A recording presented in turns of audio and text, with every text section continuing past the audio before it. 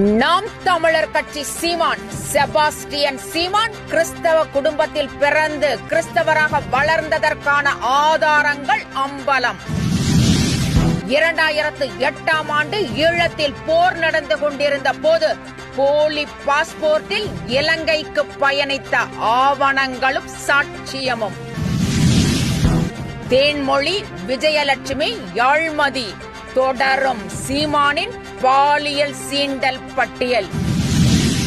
ஈழத்தில் போர் நடக்கும் போது ஈழப் பெண்ணிடம் சேட்டை செய்ததால் கோபத்தின் உச்சிக்கு சென்ற பிரபாகரன் வலுக்கட்டாயமாக செருப்படி கொடுத்து விரட்டி அடிக்கப்பட்ட நிகழ்வுகள்.